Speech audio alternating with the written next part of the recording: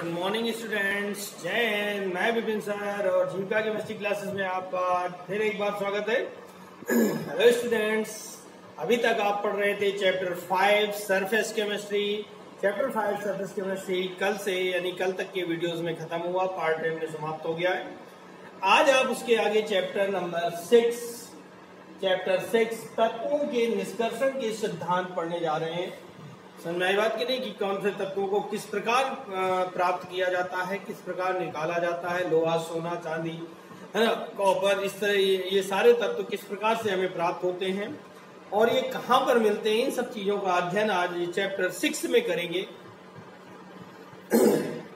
तो भैया निष्कर्षण होता क्या है, यहाँ पर लिखा है तत्वों के निष्कर्षण के सिद्धांत। निष्कर्षण माने होता है प्राप्त करना, यानी किसी भी धातु को, किसी भी तत्व को प्राप्त करने की विधि निष्कर्षण कहलाती है। किसी भी तत्व या पदार्थ को प्राप्त करने की विधि निष्कर्षण कहलाती है। अब क्या होता है ना कि नेचर में यानी प्रकृति में दो प्रकार के तत्व पाए जाते हैं। कितने प्रकार के तत्व होते हैं? नेचर में दो प्रकार के तत्व पाए जाते हैं। एक होते हैं मुक्त अवस्था में पाए जाने वाले और एक होते हैं संयुक्त अवस्था में पाए जाने वाले, ठीक है ना। तो जो मुक्त अवस्था में होते हैं, मुक्त अवस्था का मतलब होता है जो कम क्रियाशील होते हैं ना, जो कम क्रियाशील होते हैं वो मुक्त अवस्था में पाए जाते हैं। आई बात समझ में कि नहीं? जो तत्व कम क्रियाशील होते हैं वो मुक्त अवस्था में पाए जाते हैं और जो तत्व अधिक क्रियाशील होते हैं वो संयुक्त अवस्था में पाए जाते हैं। कम क्रियाशील तत्व किसी के साथ कोई संयोग नहीं करते, कोई क्रिया नहीं करते, इसलिए वो कम क्रिया से फ्री होते हैं। और जो संयुक्त अवस्था में होते हैं वो ज्यादा क्रियाशील होते हैं, किसी न किसी के साथ में क्रिया कर लेते हैं, ठीक है ना। तो जैसे कि मुक्त अवस्था में पाए जाने वाले आपके Ag है, Au है, Pt है, ये बहुत ही कम क्रियाशील तत्व होते हैं जो कि मुक्त अवस्था में पाए जाते हैं। और क्रियाशील संयुक्त अवस्था में जैसे आपका Fe है, Cu है, Zn है, ठीक है ना। Fe, Cu, Zn, सोडियम यानी Na है, Mg है, ये अत्यधिक क्रियाशील तत्व होते हैं।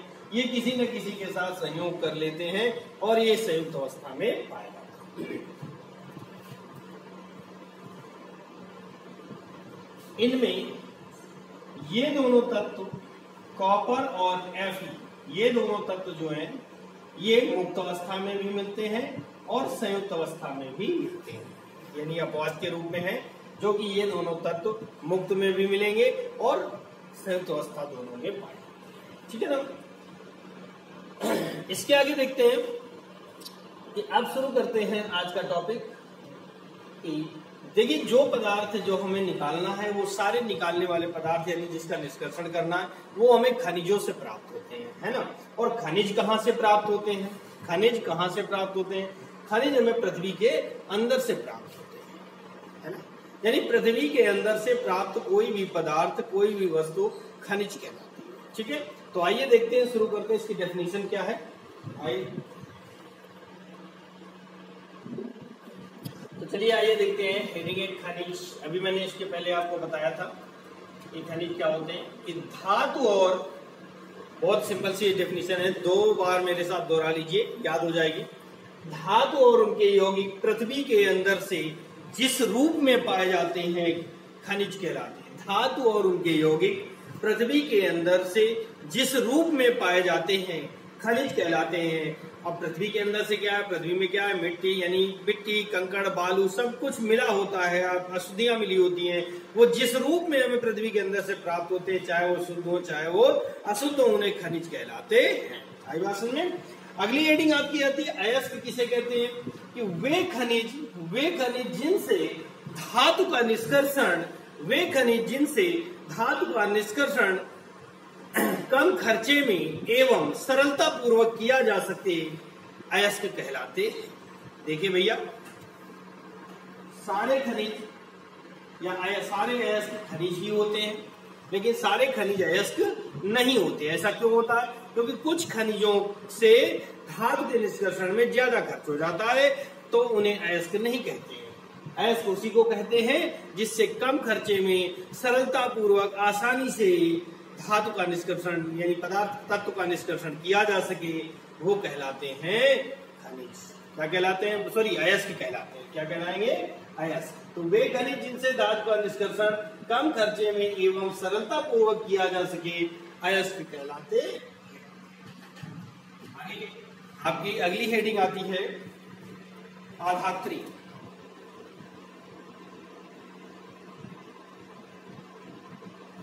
चलिए आइए देखते हैं। चलिए अगली हेडिंग थी आधात्री। क्या होते हैं आधात्री?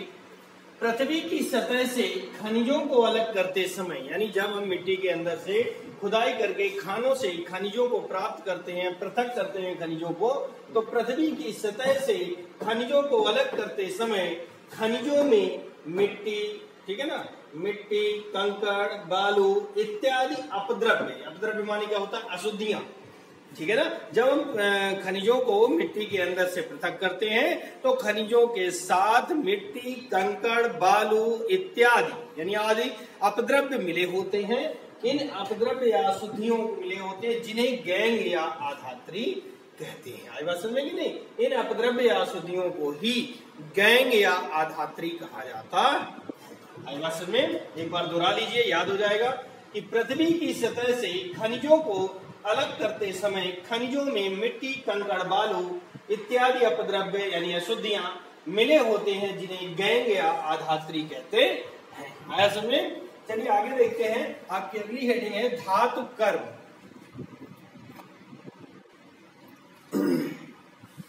अगली हेडिंग है धातु कर्म। क्या होगी? अयस्क से धातु प्राप्त करना। अयस्क से धातु प्राप्त करने की क्रिया या प्रक्रम धातु कर्म कहलाता है। किसी अयस्क से धातु प्राप्त करने के लिए जितना हमें प्रोसेस करना पड़ता है, जितनी विधियों को अपनाना पड़ता है, जो जो कार्य करने पड़ते हैं, वो सारे क्रियाकलाप हमारा धातु कर्म कहलाता है। आई बात समझ में? जैसे एक मोटा सा एग्जाम्पल देते हैं। आपको रोटी बनाना है। क्या बनाना है? रोटी। तो रोटी बनाने के लिए आपको क्या चाहिए? आटा लाना होगा। आटे के बाद में गेहूं चाहिए। गेहूं को क्या करना होगा? पिसाना होगा। उसके बाद आटे में थोड़ा सा पानी भी चाहिए, तवा चाहिए, चिमटा चाहिए, बेलन चाहिए, चकला चाहिए, गैस चाहिए। तब जाकर के आपको, फिर उसके बाद आपको उसको रोटी को सेकेंगे, तब जाकर के आपको रोटी प्राप्त होगी। आई बात समझ में? यानी किसी भी पदार्थ को प्राप्त करने के लिए कुछ प्रक्रम, कुछ प्रोसेस दोहराए जाते हैं। इन प्रक्रम या प्रोसेस को ही धातु कर्म कहा जाता है। आ गया होगा समझ में? आई बात समझ में? तो आगे देखते हैं। आपकी परिभाषा में लिखा हुआ है कि अयस्क से धातु प्राप्त करने की क्रिया या प्रक्रम धातु कर्म कहलाता है। किसी धातु के धातु कर्म में निम्नलिखित पद प्रयुक्त होते हैं। किसी धातु के धातु कर्म में निम्नलिखित पद प्रयुक्त होते हैं। वो कौन कौन से पद हैं? नंबर 1 पर है अयस्क का पीसना, यानी जब हम मिट्टी के खानों के अंदर से, खदानों से अयस्क को प्राप्त करते हैं तो अयस्क हमारा बड़े बड़े टुकड़ों में ढेलों के रूप में होता है, जिन्हें तोड़कर पीसा जाता है। तो नंबर 1 पर आता है अयस्क का पीसना, क्रशिंग ऑफ ओर्स। इसके बाद इसमें जब भी आपने पढ़ा गैंग या आधात्री मिले होते हैं, मिट्टी, कंकड़, बालू, उनको पृथक करना, उनको दूर करने की क्रिया सांद्रण कहलाती है, कंसंट्रेशन बोलते हैं। नंबर 3, जब सांद्रण हो जाता है तो निस्तापन, उसकी नमी वगैरह को दूर करते हैं, कैल्सिनेशन कहते हैं। निस्तापन के बाद भर्जन करते हैं, रोस्टिंग होता है। नंबर 5 पर प्रगलन आता है, स्मेल्टिंग कहलाता है। और जब सब यानी पिघलने के, प्रगलन मतलब पिघलाना होता है, और गलाने के बाद जो धातु प्राप्त होती है उसमें भी थोड़ी बहुत अशुद्धियां रह जाती हैं। उन अशुद्धियों को प्योरिफिकेशन यानी शोधन द्वारा दूर किया जाता है, तब जाकर के हमें कोई एक शुद्ध धातु प्राप्त होती है। तो किसी धातु के प्राप्त करने में इन सारे प्रक्रमों की आवश्यकता होती है। इन सारे प्रक्रमों का प्रयोग ही धातु कर्म कहलाता है। इन सारे प्रक्रमों का प्रयोग ही धातु कर्म कहलाता है। आई बात समझ में? नोट कर लीजिए। तो चलिए देखते हैं। पहली हेडिंग है आपकी अयस्क को पीसना। जैसे कि आपने 6 पॉइंट लिखे थे, ये सारे 6 पॉइंट आपको बारी बारी से 1 बाय 1 करके पढ़ना है, समझना है और तैयार करना है बोर्ड एग्जाम के लिए। तो ऐस को पीसना कह रहा है खानों से प्राप्त ऐस के बड़े बड़े टुकड़ों को छोटे छोटे टुकड़ों में तोड़कर स्टाम्प मिल में पीसकर ऐस का चूर्ण प्राप्त कर लेते हैं, जिसे ऐस का पीसना कहते हैं। भैया मैंने अभी बताया और फिर बता रहा हूं कि क्या होता है कि खानों से जब हम ऐस को प्राप्त करते हैं तो खानों से जो ऐस हमें प्राप्त होता है सॉरी उस ऐस के में बड़े बड़े टुकड़े होते हैं, जिन्हें हथौड़ों की सहायता से छोटे छोटे टुकड़ों में तोड़ा जाता है। फिर उसके बाद इन्हें स्टाम्प मिल में पीसा जाता है और पीसने पर ऐस हमें चूर्ण के रूप में प्राप्त हो जाता है, यानी पिसा हुआ पाउडर के रूप में प्राप्त हो जाता है। इस प्रक्रम को, इस क्रिया को ही ऐस का पीसना कहा जाता है। आई बात समझ में? ऐस का पीसना कहा जाता है। अब आपकी नंबर 2 पर हेडिंग आती है सांद्रण। मेरे ख्याल से पहली हेडिंग आपको समझ में आ गई होगी। तो सांद्रण के लिए देखते हैं क्या है।